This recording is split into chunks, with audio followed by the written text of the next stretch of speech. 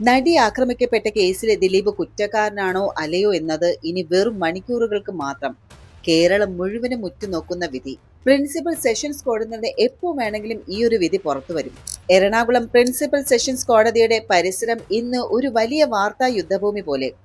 ദേശീയ കേരള മാധ്യമങ്ങൾ, അതായത് എല്ലാ ക്യാമറകളും, എല്ലാ മൈക്കുകൾ രാവിലെ മുതൽ തന്നെ ഇവിടെ നിരന്നു നിൽക്കുകയാണ്. കോടതി പരിസരത്ത് കനത്ത പോലീസിന്റെ സുരക്ഷയുമുണ്ട്.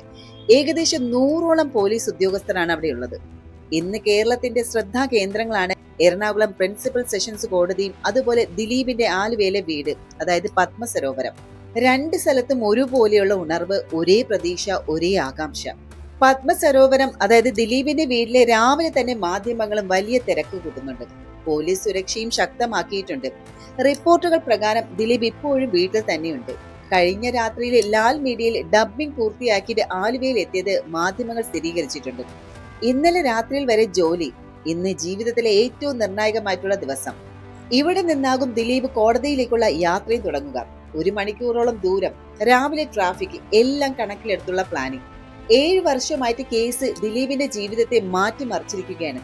സിനിമാ കരിയറും ഇടിഞ്ഞു, പ്രതിച്ഛായയും തകർന്നു, വലിയ സാമ്പത്തികവും മാനസികവുമായിട്ടുള്ള നഷ്ടങ്ങൾ. അദ്ദേഹത്തിന്റെ സുഹൃത്തുക്കളും സഹപ്രവർത്തകരും എല്ലാവരും ഇന്ന് ശബ്ദരഹിതം. വിധി വരുന്നതിന് മുൻപ് പ്രതികരിക്കാൻ ആരും തയ്യാറല്ല. ഇനി വിധി 2 രീതിയിലാണ്. അതായത് കുറ്റക്കാരനാണെന്ന് വിധിച്ചാൽ ദിലീപ് നേരിട്ട് കോടതി മുറിയിൽ നിന്ന് ജയിലിലേക്ക്. വെറുതെ വിടുന്ന ഒരു വിധി വന്നാൽ ദിലീപ് വീണ്ടും പത്മസരോവരവിൽ എത്തും. അതേസമയം അതിജീവിതയ്ക്ക് അപ്പീലുമായിട്ട് ഹൈക്കോടതിയെ സമീപിക്കാനുള്ള സാധ്യതയും കാണുന്നുണ്ട്. അതിജീവിത ഇന്ന് കോടതിയിൽ എത്തില്ല എന്നുള്ളതാണ് റിപ്പോർട്ട്. തൃശൂർ വീട്ടിൽ നിന്നായിരിക്കും വിധി കേൾക്കുന്നത്. അതേസമയം കേസിലെ മുഖ്യ അന്വേഷണം നടത്തി വന്ന ബൈജു പൗലോസ് ഒരു വാഹന അപകടത്തെ തുടർന്ന് വീട്ടിൽ വിശ്രമത്തിലാണ്. അനവധി നിർണായക ഘട്ടങ്ങൾ അന്വേഷിച്ചതും ഇദ്ദേഹമാണ്. എന്തായാലും മണിക്കൂറുകൾക്ക് ശേഷം 7 വർഷത്തെ ചർച്ചകളും എല്ലാം ഒറ്റ വാക്കിലേക്ക് ഒതുങ്ങും: കുറ്റക്കാരൻ അല്ലെങ്കിൽ വെറുതെ. കേരളം മുഴുവനും ഉറ്റുനോക്കുന്ന ആ ഒരു നിമിഷം വളരെ അടുത്തിരിക്കുകയാണ്. എന്തായാലും ഈ ഒരു കേസ് സംബന്ധിച്ചുള്ള എല്ലാ അപ്ഡേറ്റുകളും നിങ്ങൾക്ക് എത്തിക്കാനാണ് ഞങ്ങളുടെ ശ്രമം.